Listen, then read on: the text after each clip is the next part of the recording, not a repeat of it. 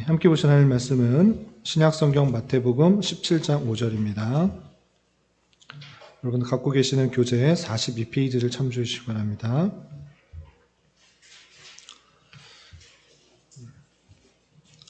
마태복음 17장 5절 개역 한글 성경으로 되어 있는 부분 같이 한번 봉독하겠습니다. 시작. 말할 때 호련히 빛난 구름이 저희를 덮으며 구름 속에서 소리가 나서 가로되 이는 내 사랑하는 아들이요 내 기뻐하는 자니 너희는 저의 말을 들으라 하는지라. 아멘. 계속해서 벨직 신앙 고백서의 내용을 살피고 있는데 오늘 10장을 배우도록 하겠습니다. 10장은 전체 구조 속에 신론에 해당되는 부분입니다. 우리는 앞서서 신론 중에서 하나님의 속성을 맨 처음 앞부분에 잠깐 다뤘고 8장에서는 하나님의 존재에 있어서 삼위일체 하나님에 대해서 그 정의에 대해서 살펴봤습니다. 성경에서 나오는 하나님 한 분이시지만 성부, 성자, 성령 삼위로 계신다. 존재로서는 구별되나 본질은 하나다라는 그 개념을 우리는 신앙의 선배들이 삼위일체다라는 용어를 써서 표현했던 것입니다. 성경에 나와 있는 단어는 아니지만 우리가 성경에 나와 있는 하나님을 바로 이해하는 그런 방편이기 때문에 존재로서는 구별되나 본질로서는 하나인 삼위일체 하나님에 대해서 정의에 대해서 살펴보았고 지난주에는 9장 그 삼위일체가 실제적으로 어떻게 드러나는지 성경의 구절을 들어서 증거를 댔던 것입니다. 다 기억하시리라 생각하고 이 삼위일체 교리의 중요성은 아무리 강조해도 부족하지 않는 것은 우리가 하나님을 섬긴다 할 때 그냥 막연하게 하나님을 믿고 섬기는 것이 아니라 하나님이 어떤 분이신지를 제대로 알고 섬겨야 된다라는 그런 의미에 있어서 우리가 잘 배우고 익혀야 되는 것입니다. 특별히 삼위일체 이단들이 역사적으로 뿐만 아니라 우리나라 교회 안에서도 대단히 많이 등장하고 있기 때문에 미혹되지 않게 잘 개념을 잡고 있어야 될 것입니다. 42페이지 오늘은 삼위일체 하나님 중에서 설명을 성부 하나님에 대해서가 아니고 성자 하나님에 대해서 그 개념을 설명하는 내용이 나오고요. 다음 주는 성령 하나님에 대해서 설명하는 내용이 나옵니다. 그래서 삼위일체 하나님의 구별되는 위격을 갖고 계시는 성자 하나님, 예수 그리스도는 어떠한 분이신지 그거에 대해서 배울 것입니다. 그것의 특성과 성경 구절, 그러므로 말미암아 어떻게 결론 낼 수 있다. 이게 다 신앙 고백서에 포함되어 있는 것입니다. 제가 부가 설명을 하지 않아도 신앙 고백서 안에 삼위일체 정의, 성경적 근거, 그리고 삼위일체 하나님 중에서 성자 하나님, 그리고 성경적 근거, 우리는 어떻게 말해야 되는가, 그 고백서의 내용이 잘 정리되어 있는 것입니다. 그 내용만 숙지하고 있어도 제가 부가 설명하지 않아도 다 충분히 설명되어 있으니까 그 내용을 참고해서 우리 하나님에 대해서 조금씩 배워가도록 하겠습니다. 42페이지 지난주 배운 말씀 길게 되어 있는데요. 제가 읽겠습니다. 기니까 지난주 배웠던 거 다시 한번 머릿속에 떠올리면서 들어보시기 바랍니다. 지난주에는 삼위일체 하나님의 성경적 근거에 대해서 배웠습니다. 제 네모칸에 있는 부분 읽겠습니다. 이 모든 것을 성경의 증거와 삼위의 수용적 인들로부터 특히 우리 안에서 감지할 수 있는 일들로부터 우리는 압니다. 우리로 하여금 이 삼위일체를 믿도록 하는 성경의 증거들이 구약의 여러 곳에 기록되어 있습니다. 그 모든 것을 다 언급할 필요는 없을 것입니다. 신중하게 몇 구절을 택하는 것으로 충분할 것입니다. 창세기에서 하나님께서 말씀하시기를 우리의 형상을 따라 우리의 모양대로 우리가 사람을 만들고 하자 하시고 하나님이 자기 형상 곧 하나님의 형상대로 사람을 창조하시되 남자와 여자를 창조하시고 라고 하셨으며 보라 이 사람이 우리 중 하나같이 되었도다 라고 하셨습니다. 우리의 형상대로 사람을 만들자는 하나님의 말씀로부터 하나보다는 많은 신적 위격이 있다는 것을 알 수 있으며 그가 하나님이 창조하셨다라고 말씀하실 때 한 하나님이 계신 것을 가리킵니다. 몇 위격이 계신지 그가 말씀하지 않은 것이 사실이지만 구약에서 모호하게 보이는 어떤 것들이 신약에서는 대단히 분명합니다. 이를테면 우리 주께서 요단강에서 세례를 받으셨을 때 이는 내 사랑하는 아들이라는 아버지의 음성이 들렸으며 아들은 물 가운데 있었으며 성령은 비둘기처럼 물질적 형체로 그 위에 내려오셨습니다. 또한 모든 믿는 자의 세례를 위하여 그리스도께서 모든 민족을 아버지와 아들과 성령의 이름 안으로 세례를 주라는 지침을 주셨습니다.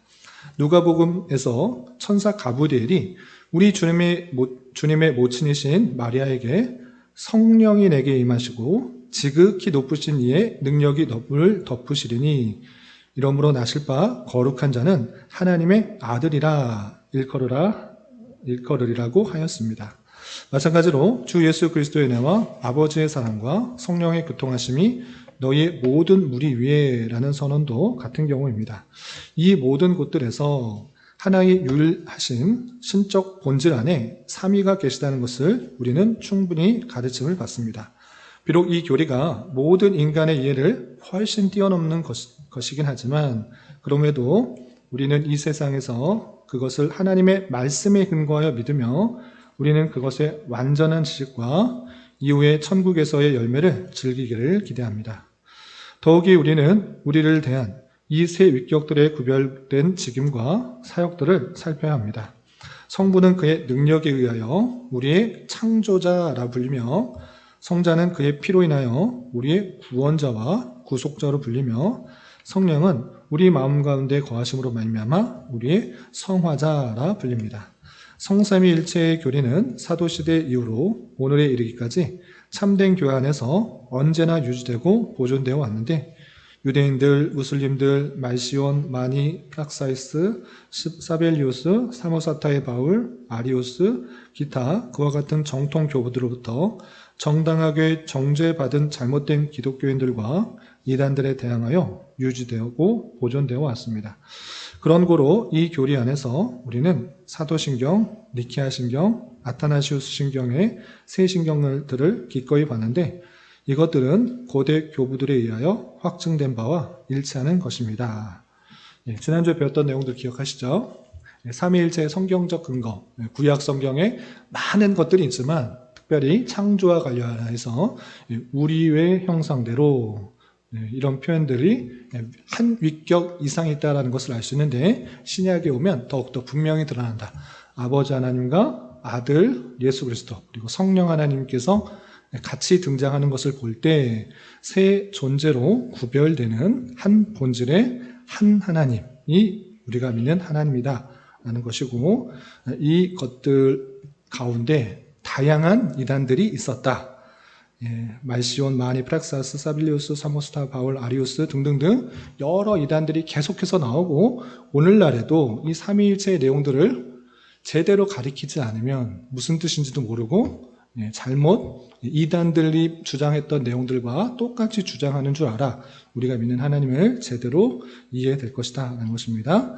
그래서 이해를 돕기 위해서 다양한 이단들이 나올 때마다 사도신경, 니케아신경, 아타나시우신경 등등등 정통 신앙 고백서들이 작성되어 왔다. 그 내용을 바탕으로 우리가 믿어야 된다라는 것입니다. 그리고 이 니케아 신경과 아타나시우스 신경은 많이 접해보지 못했기 때문에 제가 지난주에 유인물로 따로 전달해 드렸던 것입니다. 그것도 참고해 주시기 바랍니다. 오늘은 삼위일체 하나님의 제2위 하나님이신 예수 그리스도에 대해서 조금 더 설명하는 것입니다. 조금 더 설명하는데 더 구체적이고 자세한 내용은 여러분들 갖고 계시는 교재 18장부터 26장까지 아주 자세하게 다룹니다. 기독론에 대해서 아주 자세하게 다루는데 삼위일체 하나님에서 구별되는 인격으로서 예수 그리스도는 어떻게 보일 수 있는지 어떻게 이해되는지 잠깐 다루고 그리고 다음 주에는 성령 하나님에 대해서 잠깐 다루는 것입니다. 그래서 신론 안에서 구별되는 위격으로서의 표현이 그렇지만 맛보기 같이 이런 하나님이다라는 것들 잠시 구별되는 모습으로 좀 더 강조되고 있는 부분입니다. 내용이 보시면 알겠지만 어렵지 않습니다. 그냥 제가 설명할 필요도 없이 다 설명한 내용들이니까 그 내용들만 쭉 이해하시면 크게 어려움 없을 것입니다. 우선 처음부터 끝까지 되어 있는 43페이지의 10장 전문을 같이 한번 읽어보도록 하겠습니다. 우리는부터 같이 읽겠습니다. 시작. 우리는 예수 그리스도께서 그의 신적 본성에 따라서 하나님의 독생하신 아들이신 것을 믿습니다. 이는 영원부터 나신 것이요 만들어지거나 창조된 것이 아닙니다. 만약 그러하다면 그는 일개 피조물일 것이기 때문입니다. 오히려 그는 아버지와 같은 본질이시며 동등하게 영원하시며 하나님의 영광을 반영하며 하나님의 본성에 바로 그 인을 지니고 계시는데 모든 면에 있어서 아버지와 동등하십니다. 그는 하나님의 아들이신데 그가 우리의 본성을 취하신 그때로부터 뿐 아니라 모든 영원으로부터이며 이는 다음의 증거들이 우리에게 가르치는 바입니다. 모세는 말하기를 하나님께서 세상을 창조하셨다라고 했습니다. 사도 요한은 말하기를 모든 것들은 그가 하나님이라고 부르는 말씀에 의하여 만들어졌다고 했습니다. 히브리인들에게 보낸 서신에서는 하나님께서 세상을 그의 아들을 통하여 만드셨다고 했습니다. 마찬가지로 사도 바울은 하나님께서 모든 것들을 예수 그리스도를 통하여 창조하셨다고 말씀하셨습니다. 그런 고로 필연적으로 다음의 결론에 이르게 됩니다.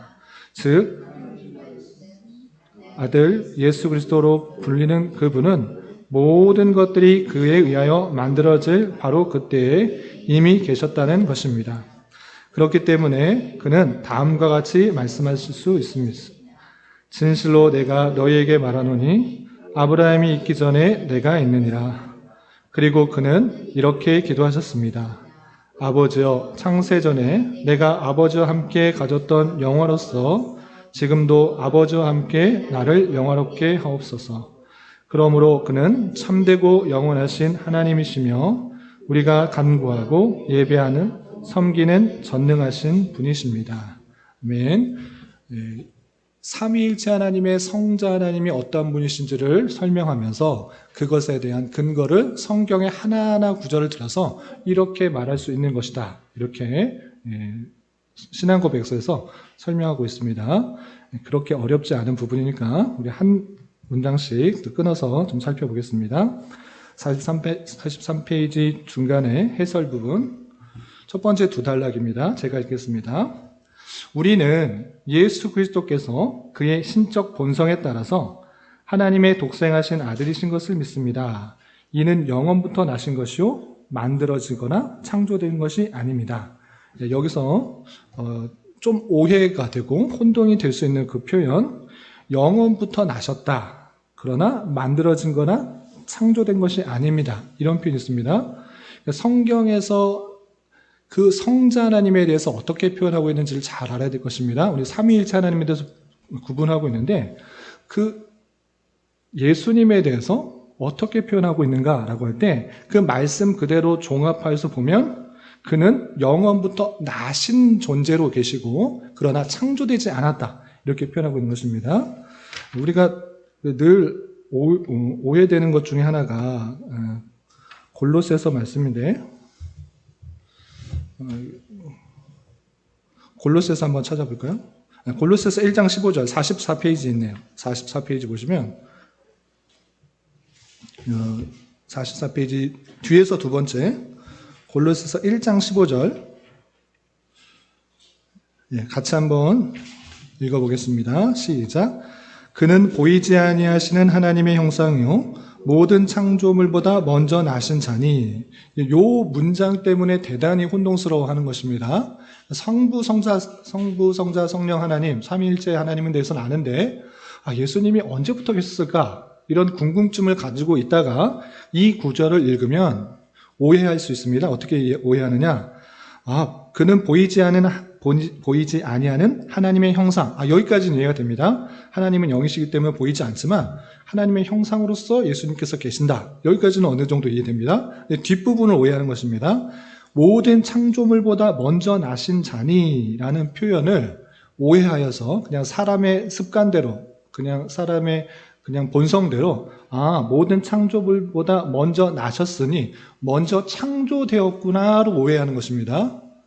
그래서 예수님이 가장 먼저 창조되었고 그리고 그 다음에 예수님과 함께 모든 만물을 창조했다. 이렇게 오해하는데 그것이 맞는 표현입니까? 틀린 표현입니까?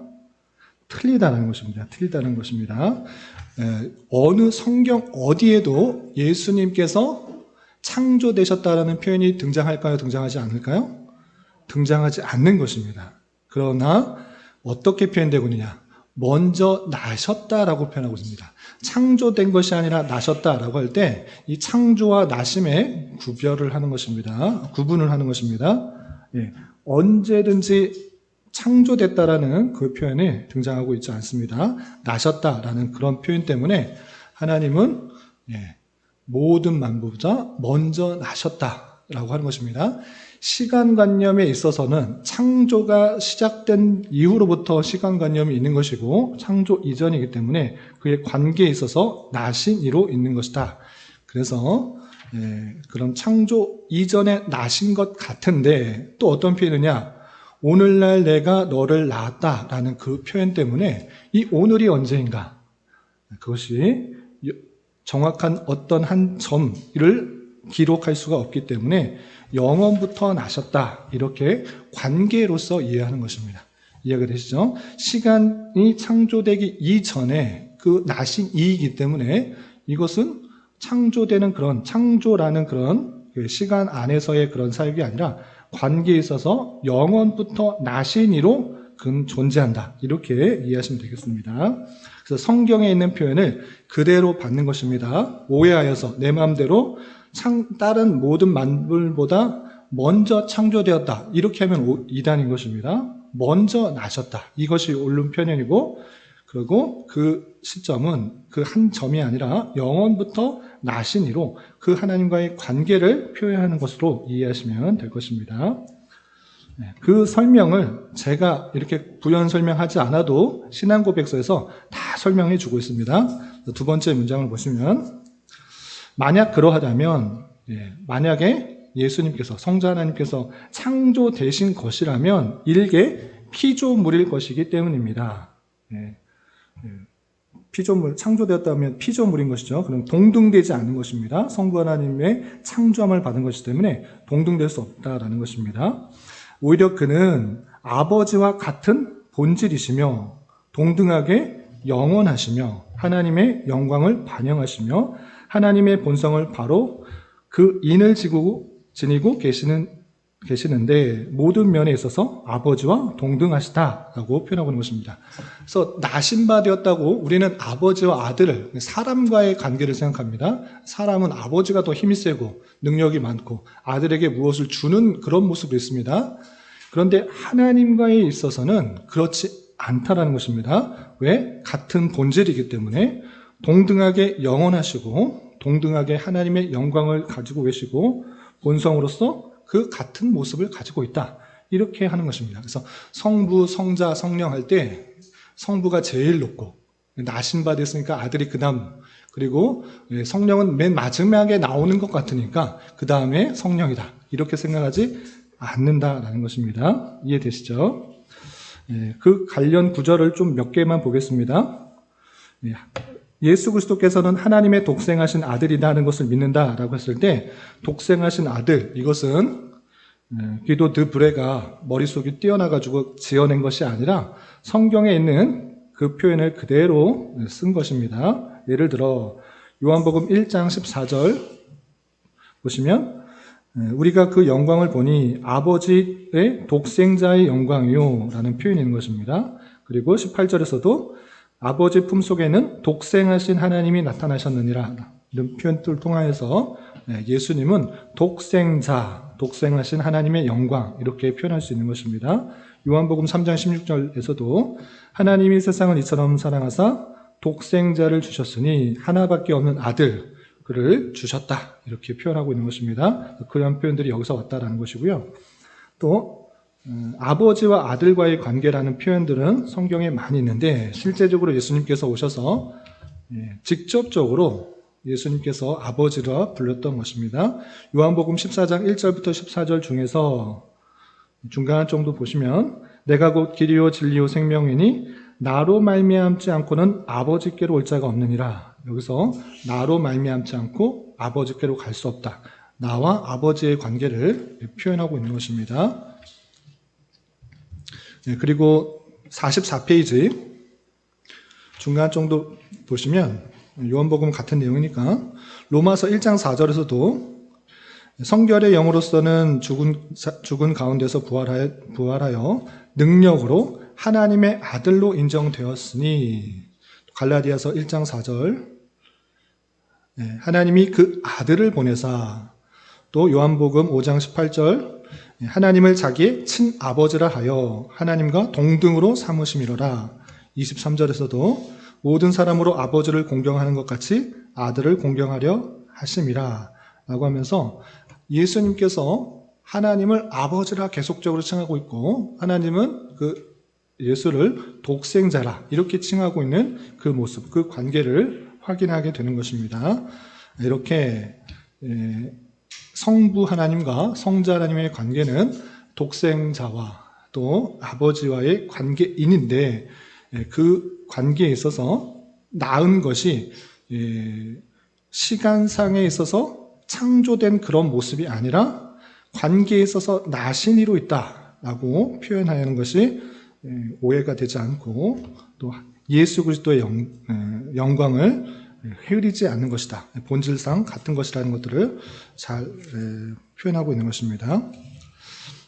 그에 대한 설명이 계속 이어지고 있습니다. 44페이지 맨 밑에 다음 두 단락 해설을 보겠습니다. 제가 이제 부연 설명할 것들을 다 여기 벨직신앙고백서에서 해설을 해주고 있습니다. 그 내용을 잘 읽어보겠습니다. 자, 해설 44페이지. 그는 하나님의 아들이신데 그가 우리의 본성을 취하신 그때로부터뿐 아니라 모든 영원으로부터이며 이는 다음의 증거들이 우리에게 가르치는 바입니다. 여기서부터 하나님의 아들의 관계를 추론하고 있는데 잘못된 이단들, 역동적 단일신론을 말하는 이단들은 어떻게 말하냐? 예수님이 처음부터 성자가 아니라 하나님의 아들이 아니라 세례를 받을 때 하나님의 영이 그에게 임하여서 그에게 영광을 주어서 능력을 주어서 하나님의 아들이 되었다 이렇게 표현하는 것입니다. 그런데 그렇게 말하지도 않고 또 예수님께서 태어나실 때 그때 비로소 하나님의 아들이 되었다 이렇게 표현하는 것이 아니다라는 것입니다. 처음부터의 관계가 그 성부 하나님과 성자 하나님의 관계다라는 것입니다. 성육신 할 때도 아니고 세례 받을 때도 아니고 그 이전부터 영원부터 함께 계셨고 하나님의 아들의 관계다라는 것을 표현한 것입니다. 그래서 다음 단락을 보시면 말하기를 성경에서 말하기를 하나님께서 세상을 창조하셨다고 했습니다. 사도 요한은 말하기를 모든 것들은 그가 하나님이라고 부르는 말씀에 의하여 만들어졌다고 했습니다.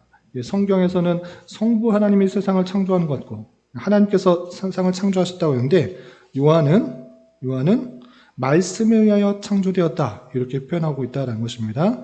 그러니까 그 영원부터 함께 계셨다는 것들을 증거한다는 것입니다.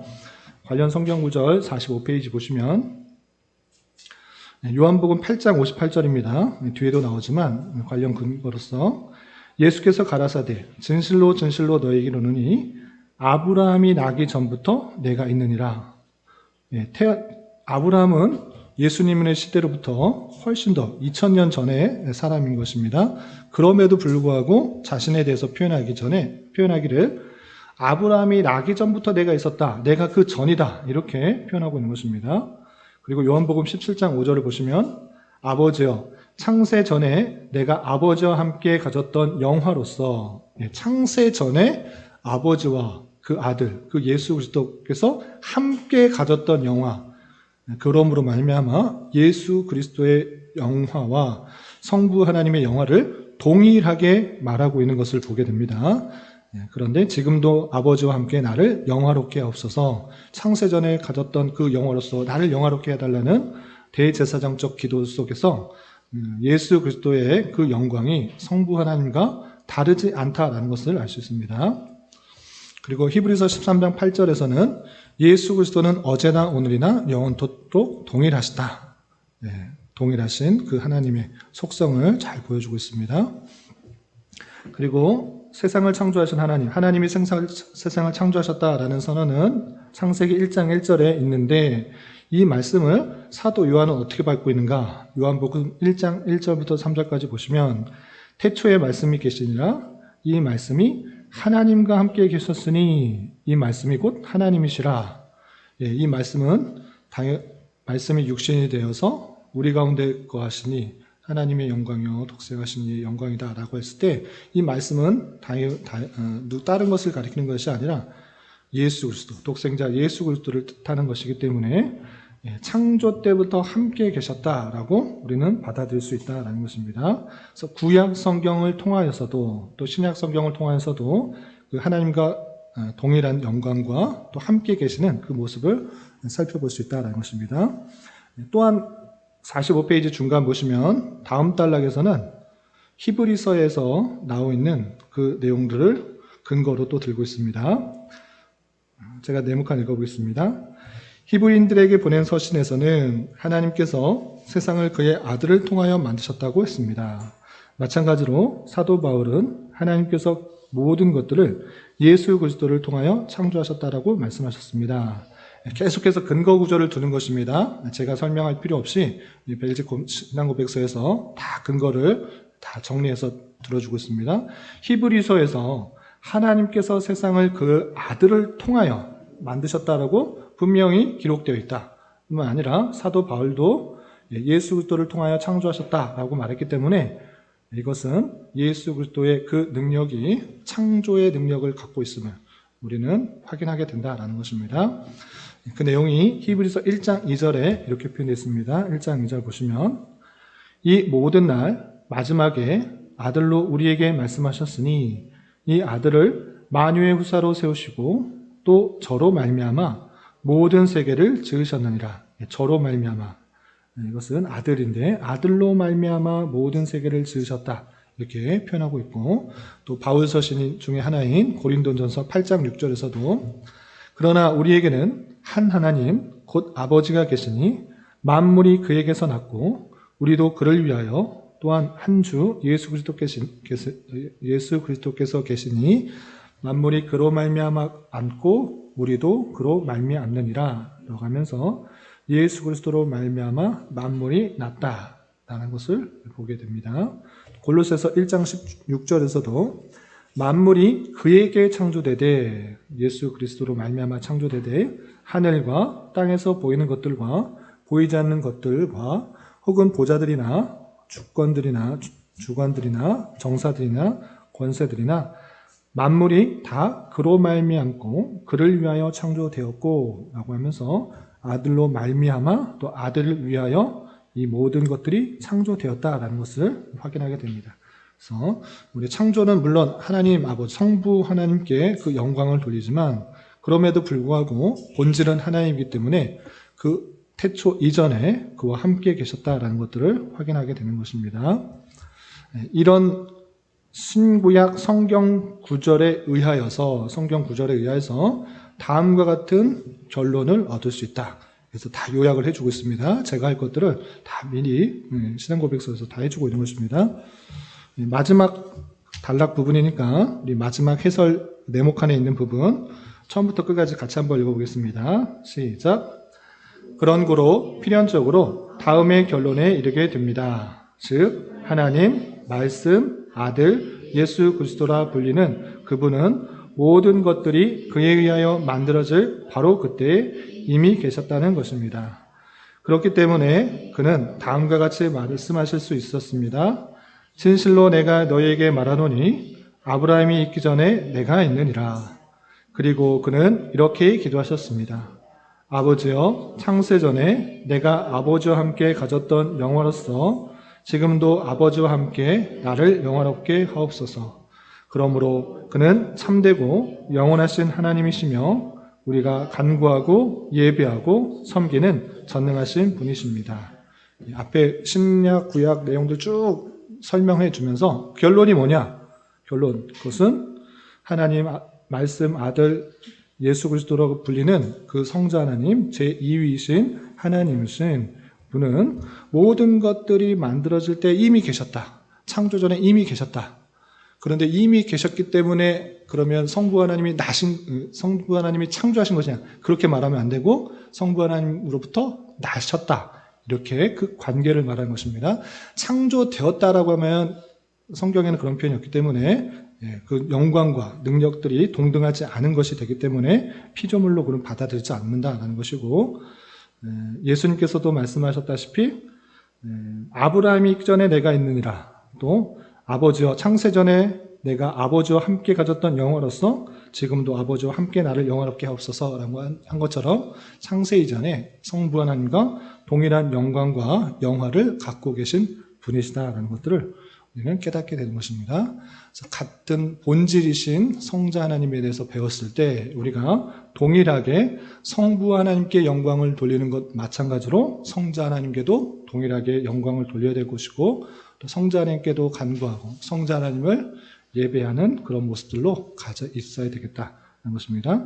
근데 우리는 성자 하나님에 대해서 대부분 많이 강조하다 보면 성령 하나님과 또 성부 하나님에 대해서 소홀하는 경우가 많이 있어서 우리는 같이 성삼위 하나님께 같이 영광을 돌려야 될 것입니다.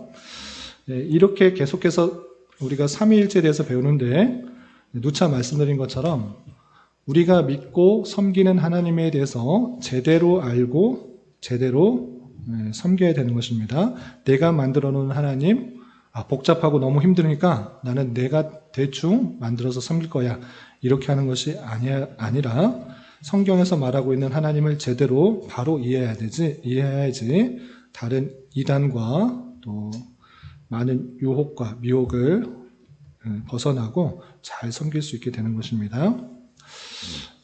여기까지 성자 하나님에 대해서 배웠고, 다음 주는 성령 하나님에 대해서 간단하게 살펴보게 될 것입니다. 혹시 성자 하나님에 대해서 오늘 배운 내용 중에서 궁금하신 것이 있으면 질문하시고, 없으시면 마치겠습니다. 다 아시는 내용인데 성경의 내용들을 잘 정리했다라고 생각하시고 우리가 믿는 바가 이렇게 정리될 수 있다라고 생각하시면 되겠습니다. 그러면 기도하고 마치겠습니다. 하나님 아버지 감사합니다. 오늘 말씀을 통하여서 성자 하나님께서 어떤 분이신지 깨달았습니다. 삼위일체 하나님의 제2위이시며 또 창조 이전부터 계셨고 또 아버지로부터 영원부터 나신 관계로서 있는 성자 하나님을 우리가 바로 이해하여서 그의 권능과 영광과 또 본질이 동일하다는 것을 잘 알고 예수님을 바로 믿고 살아갈 수 있도록 인도하여 주옵소서. 무엇보다도 그 하나님의 본체이신 그분께서 인간의 모습으로 오셔서 우리의 모든 죄를 다 담당하여 십자가에 달려 돌아가셨다라는 그 사실들을 잊지 않고 늘 주님께 감사 찬송하며 나의 부족함과 연약함과 죄악들을 고백하며 또 날마다 회개하며 주님께서 원하시는 모습으로 잘 살아갈 수 있도록 인도하여 주시고, 우리가 받은 은혜를 우리 주변 사람들에게 잘 전할 수 있는 그런 성도요 교회 될 수 있도록 인도하여 주시옵소서. 주님, 교회 내에 육체의 질병과 연약함으로 병원에 치료를 받는 또 교회에 함께하지 못한 여러 성도들 있습니다. 주여 긍휼히 여겨주시고 또 회복의 은혜를 허락하여 주셔서 건강한 육체와 또 마음으로 또 하나님을 잘 섬기며 하나님의 뜻을 이루는 데 부족함이 없도록 인도하여 주시옵소서. 주님께서 이곳에 교회를 세워주셨사오니 이곳에서 진리의 마음이 온전히 선포되게 하여 주시고 또한 선포된 말씀으로 힘을 얻고 위로를 얻고 능력을 얻어 주어진 곳에서 하나님의 뜻을 이루며 또 하나님께서 원하시는 거룩과 성결의 모습으로 잘 훈련되어질 수 있도록 인도하여 주시옵소서. 오늘 또 많은 참석하지 못한 성도들 다음 주에는 함께 모여 또 주일을 더욱더 거룩하고 또 정결하게 또 하나님께서 원하시는 모습으로 잘 지켜나갈 수 있도록 은혜를 더해 주실 줄 믿으며 이 모든 말씀 예수님의 이름으로 감사히 기도드리옵나이다. 아멘.